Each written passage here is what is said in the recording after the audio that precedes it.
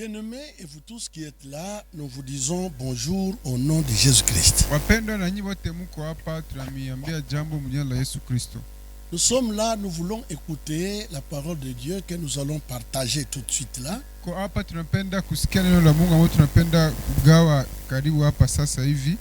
permettons à l'Esprit de faire son travail. Nous lisons ce matin dans Deutéronome au chapitre 28.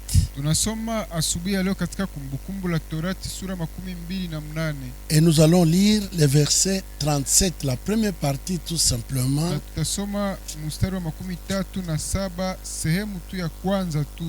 Lisons la parole de Dieu. Nous sommes dans le Deutéronome au chapitre 28. Nous lisons la première partie du verset 37. Ici, la Bible dit: et tu seras un sujet d'étonnement. Ça, c'est ce qui m'intéresse dans l'entièreté de ce passage.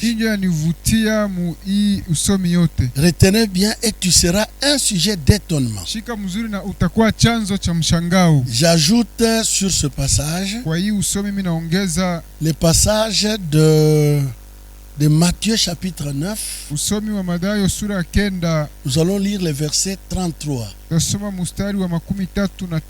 Matthieu au chapitre 9. Le verset 33, lisons la parole de Dieu. Les démons ayant été chassés, les muets parla. Et la foule étonnée disait: jamais pareille chose ne s'est vue en Israël. Nous, dans ce message, notre thème est intitulé: et tu seras un sujet d'étonnement pour plusieurs. Bien-aimés, comme vous le savez et vous l'avez constaté avec moi, nous sommes en train de traverser des périodes très difficiles. Mais une chose que tu dois savoir, après de tels moments, sache que le temps qui va venir sera ton temps. Et tu seras un sujet d'étonnement devant ce monde à cause des merveilleuses choses que le Seigneur va accomplir avec toi dans ce monde. Et tu deviendras un sujet qui va étonner plusieurs personnes. Aujourd'hui, les gens peuvent te voir. En te voyant, il n'y a rien à espérer à toi. Mais nous savons une chose. Même si les gens ne voient rien de bon et qui promettent en toi, mais ce que Dieu va faire avec toi, c'est ce qui va étonner les mêmes personnes. La Bible nous fait voir, parlant de Jésus-Christ bien sûr, que dès le début de son ministère, Jésus était un homme ou une personne qui a étonné beaucoup de gens à cause des choses qu'il accomplissait pendant l'exercice de son ministère. C'est le cas par exemple de la tempête qu'il a calmée pendant qu'il traversait la mer avec ses disciples. C'est un exemple que nous prenons. Il traversait la mer avec ses disciples et c'est lui-même qui a dit: allons à l'autre bord. Mais pendant qu'il traversait, il y a eu le vent, la tempête. Alors la barque allait se noyer parce qu'il y avait des flots qui commençaient à remplir la barque. C'est un des exemples que nous prenons. Alors ces disciples, voyant comment il a ordonné au vent et à la mer de se taire, terre et qu'il y eut un grand calme, ils se sont dit, quel est donc celui-ci à qui obéissent même les vents et la mer? Donc Jésus était toujours un sujet qui étonnait beaucoup de gens dans ce monde par son ministère. Nous lisons cela dans Marc au chapitre 4. Verset 35 à 41, c'est quelque chose que vous connaissez. Ce même jour sur le soir, Jésus leur dit, passons à l'autre bord. Après avoir envoyé la foule, ils l'amenèrent dans la barque où il se trouvait. Il y avait aussi d'autres barques avec lui. Il se leva un grand tourbillon. Et les flots se jetaient dans la barque au point qu'elle se remplissait déjà. Et lui, il dormait à la poupe sur le coussin. Ils se réveillèrent et lui dirent, Maître, ne t'inquiètes-tu pas de ce que nous périssons? S'étant réveillé, il menaça les vents et dit à la mer, silence, tais-toi. Et le vent cessa. Et il y eut un grand calme. Puis il leur dit, pourquoi avez-vous ainsi peur? Comment n'avez-vous point de foi? Ils furent saisis d'une grande frayeur et ils se dirent les uns aux autres, quel est donc celui-ci à qui obéissent même le vent et la mer? C'est pour vous dire que par des choses que Jésus opérait devant ceux qui les connaissaient, parce que les disciples sont déjà des gens avec qui il vivait jour et nuit. La même chose avec toi. Tu as des voisins qui te connaissent bien. Tu as des collègues peut-être au travail ou à l'école. Ou des gens que tu as depuis le bas âge. Ils connaissent très bien ta famille. Ils savent comment vous avez grandi et comment vous vivez dans votre famille. Et lorsqu'ils regardent tous ces paramètres, ils n'espèrent rien en toi. Ils se disent, est-ce qu'il y a-t-il quelque chose à espérer dans cette personne? Pourquoi? C'est parce que l'homme ne connaît pas l'avenir de l'autre.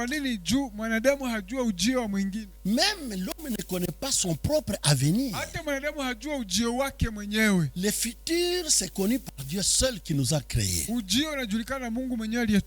Alors ces disciples-là, voyant que Jésus était d'abord un jeune homme de 29-30 ans, mais ils ne pouvaient pas croire que de telles choses pouvaient s'accomplir par cet homme-là. Alors un jour, avec les gens qui les connaissaient, ses collaborateurs, les disciples, il dit non, je dois traverser de l'autre côté. Il voulait aller à Capernaum. Il fréquentait beaucoup cette ville-là. Parce que là, il opérait beaucoup de miracles.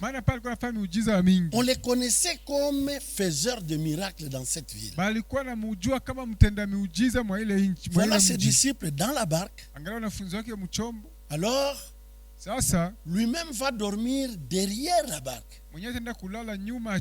Pendant qu'il ronflait, il y a juste le tourbillon qui s'est élevé. Et le vent a fait que les flots pénètrent dans la barque. Plein la barque commençait à s'enfoncer petit à petit. Alors Pierre et les autres sont allés les réveiller. Dis, mais maître, toi tu dors pendant que nous sommes en train de périr. Et tu ne t'inquiètes même pas. Bien aimé, de telles situations peuvent arriver dans la n'importe qui. Tu vois ton commerce qui commence directement à sombrer et qui commence à s'enfoncer. Tu vois ton travail qui est menacé à cause du fléau du moment et on commence à diminuer les salaires ou on commence directement à liquider quelques personnels.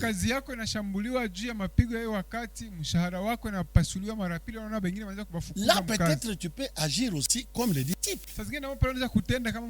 Maître, pendant que je suis en train de périr avec ma famille, toi tu dors. La Bible dit, il s'est réveillé. Il ne s'est pas adressé directement aux disciples qui l'ont réveillé. Il a regardé d'abord au danger. Le danger, c'était juste la barque qui commençait à se noyer.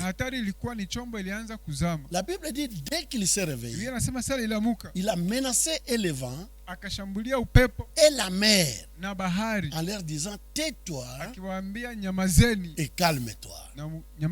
Et au même instant, tout s'est calmé. Et il y a eu un grand calme, la Bible le dit.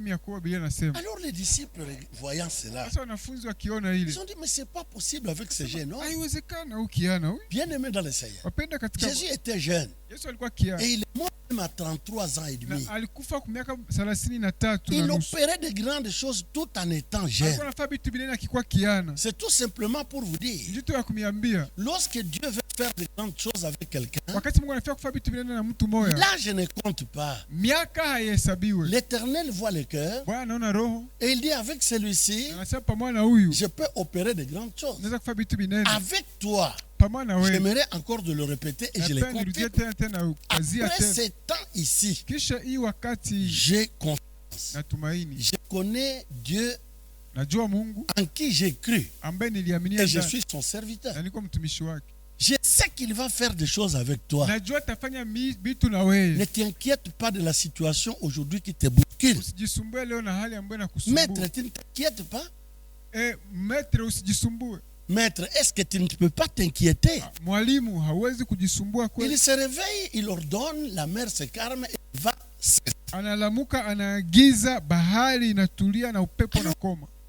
Et cet homme à qui même le vent obéissent.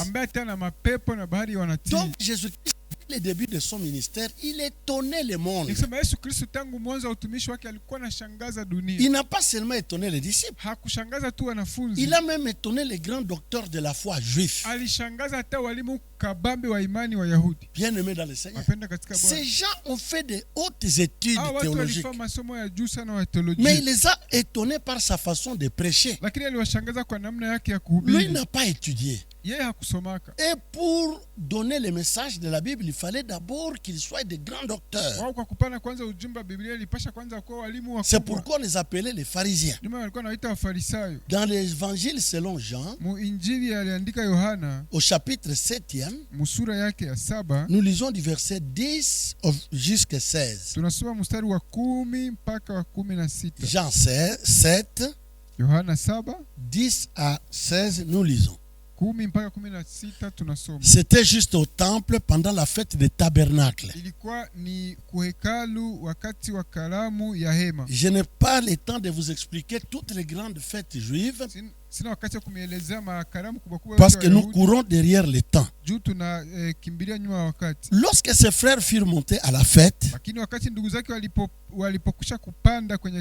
il y monta aussi lui-même, non publiquement mais comme en secret.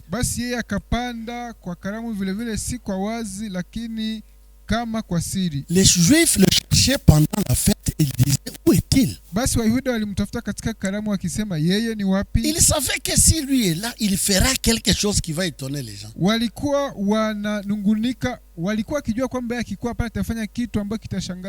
y avait dans la foule grande rumeur à son sujet. Les uns disaient c'est un homme de bien. D'autres disaient non, il égare la multitude. Personne toutefois ne parlait librement de lui Lakini hapana mtu aliyemtaja kwa wazi par crainte des Juifs. kwa sababu waliogopa Wayuda. Vers le milieu de la fête, hata ilipokuwa katikati ya karamu, Jésus monta au temple Yesu akapanda kwenye hekalu et il enseignait. akafundisha. Les Juifs s'étonnaient disant, Wayuda wakashangaa wakisema, comment connaît-il les Écritures lui qui n'a point étudié? mtu huyu amepata kujua kusoma namna gani yeye hakufundishwa? Jésus leur répondit, Yesu akajibu ma akisema, doctrine n'est pas de moi mais de celui qui m'a envoyé, c'est-à-dire ça vient de Dieu. mafundisho yangu si yangu ila yeye aliyenituma, ni kusema haitoke kwangu. C'est pour vous dire que là encore il a étonné même des grands docteurs de la loi. Nikumwambia kwamba pale tena alishangaza walimu wakubwa wa imani. Parce que pour prendre les rouleaux de la Bible, les rouleaux du livre et enseigner au temple, kuchukua gongo ya kitabu na kufundisha kwa hekalu, il a fallu d'abord ilifaa kwanza que tu sois un docteur de la loi. ukuwe mwalimu wa sheria. Mais lui il était le fils d'un charpentier Lakini yeye alikuwa mtoto wa mseremala et d'une villageoise du nom de Marie. na kijakazi mwa kijiji Maria. Mais il n'a pas étudié. Wala hakusoma. Mais les Juifs, les docteurs de la loi, se sont étonnés en le voyant enseigner comme un docteur de la loi. Lakini Wayahudi walimu wa sheria walishangaa wakimwona akifundisha kama mwalimu wa sheria. Donc Jésus était un sujet d'étonnement à cause de ce que Dieu opérait à travers lui. Kusema Yesu alikuwa ni chini ya shangazo kupitia kile Mungu alikuwa anatenda kumpitia yeye. C'est pourquoi je te dis, même toi, après ce temps ici, tu seras un sujet d'étonnement pour les gens qui t'ont vu dans cette situation, mais qui vont te voir lorsque Dieu travaillera avec toi.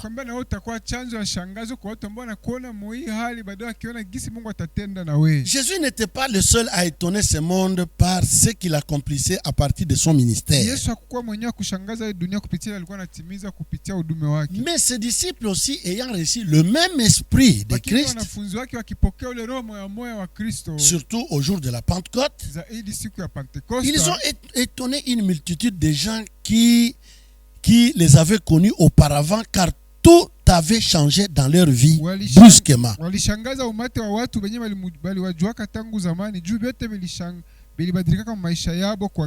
C'est pourquoi nous lisons dans Actes chapitre 2, nous lisons à partir du verset 1er. Le jour de la Pentecôte, ils étaient tous ensemble dans les mêmes lieux.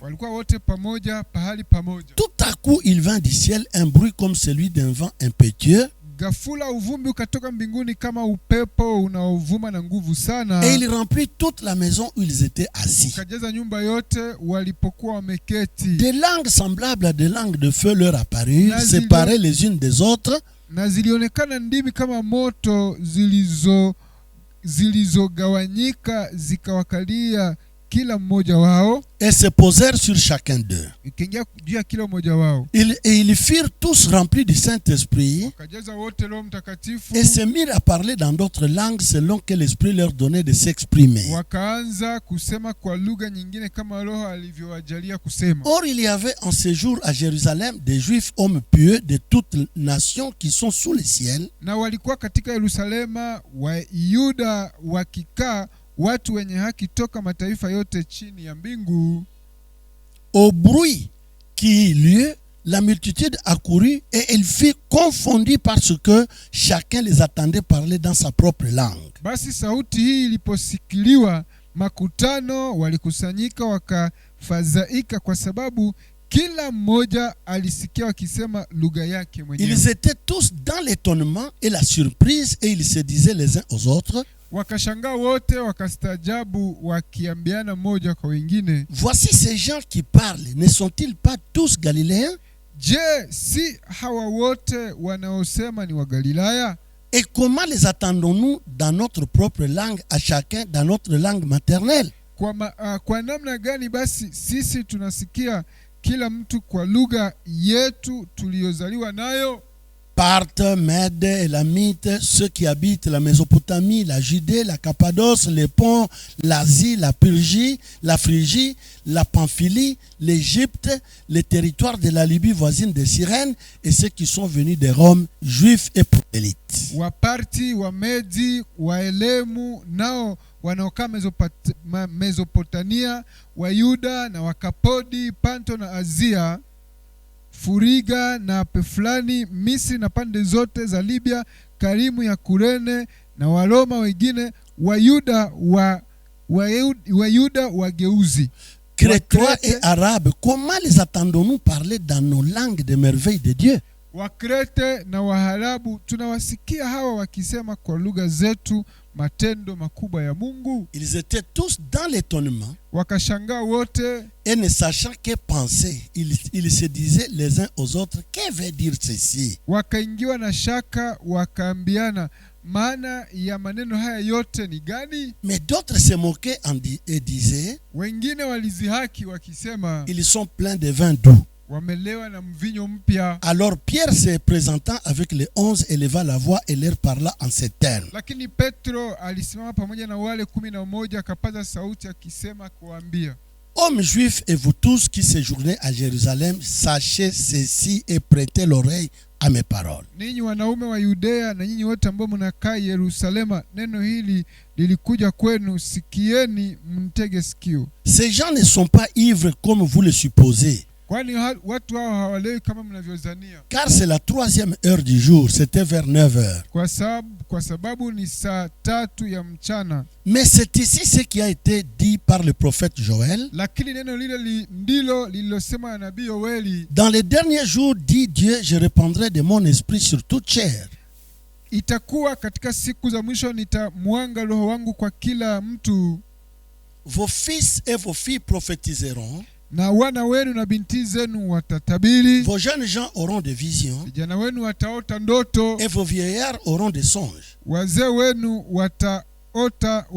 wataota ndoto. Oui, sur mes serviteurs et sur mes servantes. Na katika siku zile juu watumishi na wajakazi wangu. Dans ces jours-là, je répandrai de mon esprit et ils prophétiseront. Katika siku zile nitamwanga roho wangu na watatabiri. Je ferai paraître des prodiges en haut dans les ciels et des miracles en bas sur la terre. Nitaonyesha maajabu katika mbingu juu na alama katika nchi chini. Du sang, du feu et une vapeur de fumée. Damu na moto na mvuke ya moshi. Le soleil se changera en ténèbres et la lune en sang. Jua litageuka kuwa giza na mwezi kuwa damu. Alors quiconque invoquera le nom du Seigneur sera sauvé. Naye mbele ya kutimia atakayeita jina la Bwana ataokolewa. Nous tendons vers la fin de cette exhortation. Tunafika karibu mwisho ya hii masubutisho. Mais l'exemple que nous venons de lire, des gens qui ont étonné aussi le monde. Lakini mfano tunataka kusoma watu ambao walishangaza dunia. Ce sont des gens qui ont reçu le même esprit qu'avait Jésus. Ni watu walipokea roho moja alikuwa nayo Yesu. C'est pour vous dire. Ni kumiambia. Il est difficile d'étonner ce monde si tu n'as pas l'esprit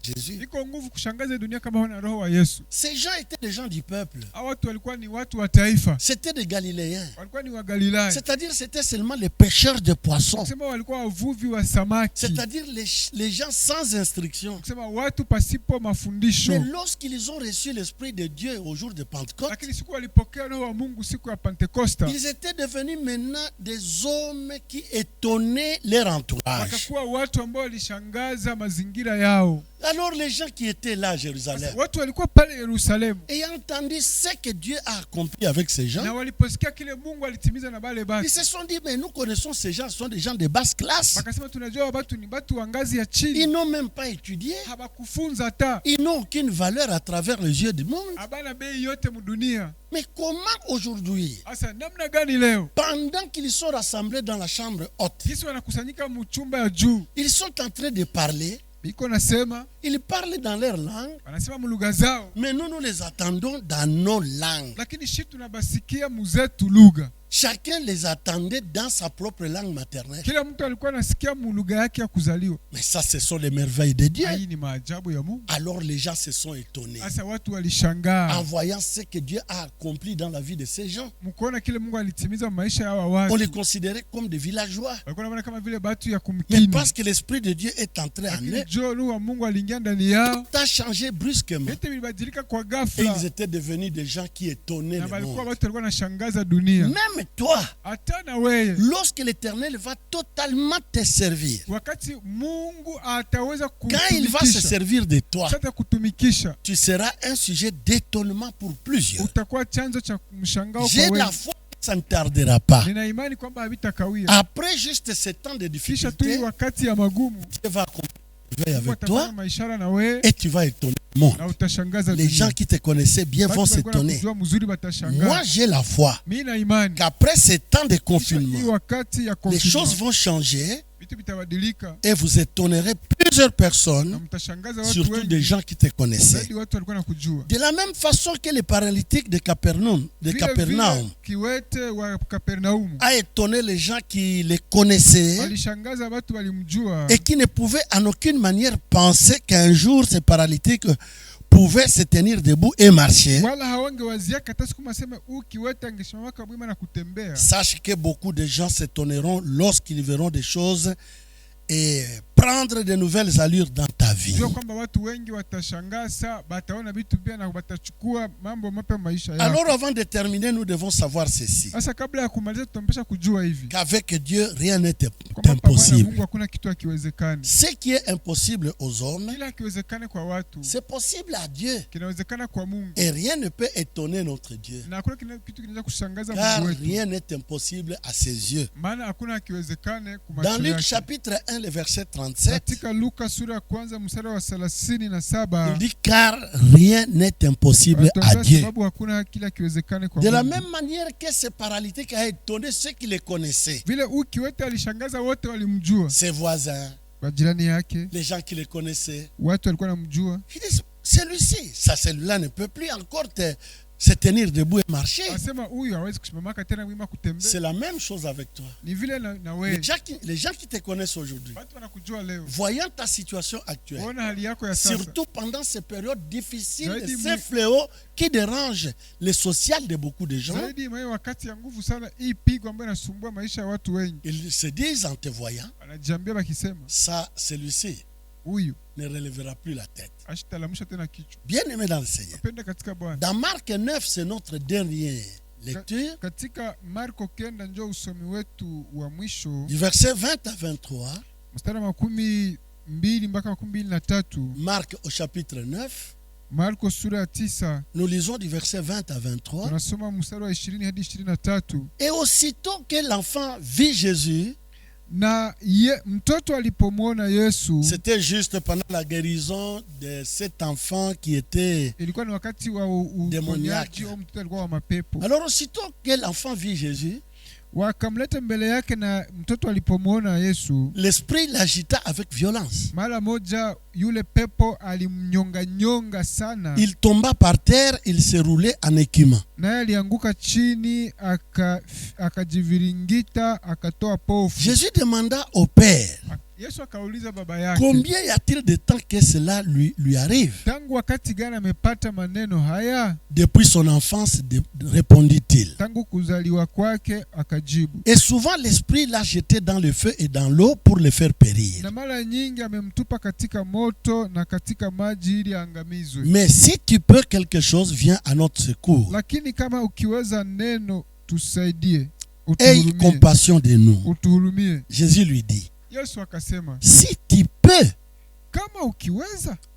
Mais tout est possible à celui qui croit. Yote inawezekana kwa yeye anayeamini. C'est pour vous dire, même vous qui nous suivez bien aimés, ni kumiambia hata mimi mnatufuata wapendwa wetu, que si tu as la foi, kwamba kama una imani, Dieu peut accomplir de grandes choses dans ta vie. Mungu anaweza kutimiza makubwa maisha yako. C'est papa. Huyu baba, il était vraiment dérangé par la situation dans laquelle son fils était. Alisumbuliwaka kweli kabisa muhali mtoto wake alikuwa amo. Son fils souffrait de la crise d'épilepsie. Mtoto wake aliweza kuteswa na kifafa. C'était une crise satanique. Ilikuwa ni magonjwa ya mapepo. Il l'a amené partout, mais il n'a pas trouvé la solution. Alimleta kote lakini hakupata jibu. Peut-être toi aussi tu as une situation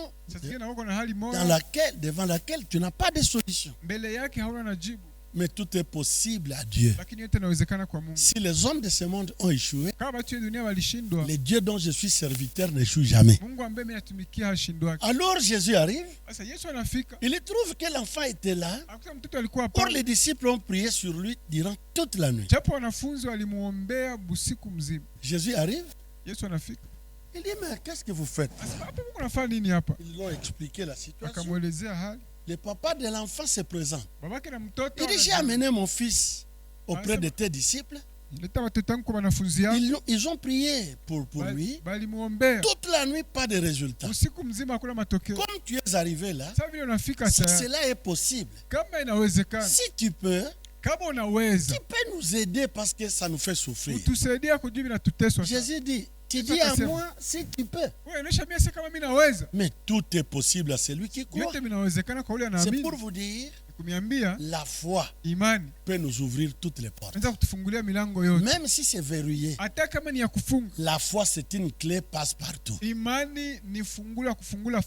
Aujourd'hui, vous tous qui nous suivez, ainsi que nous-mêmes qui prêchons, si nous avons la foi, alors attendons les actions merveilleuses qui vont s'accomplir dans nos vies par la main de Dieu. Que Dieu bénisse sa parole. Levons nos mains, élevons nos voix, prions le Seigneur. Père, nous te disons merci parce que tu es bon. Tu es le Dieu d'amour et de bonté. Ton nom, c'est l'Éternel Dieu des armées. Tu fais des choses qui étonnent. Tu changes la vie des hommes et tu donnes une vie nouvelle selon toi. Et c'est cette vie nouvelle qui va étonner les hommes. J'ai confiance que les gens vont s'étonner en voyant ce que toi tu vas accomplir dans nos vies. C'est pourquoi j'ai béni mes bien-aimés qui sont là, que tous obtiennent grâce et miséricorde, que leur situation change à cause de ton amour envers nous. Au nom de Jésus-Christ, je viens de prier. Amen.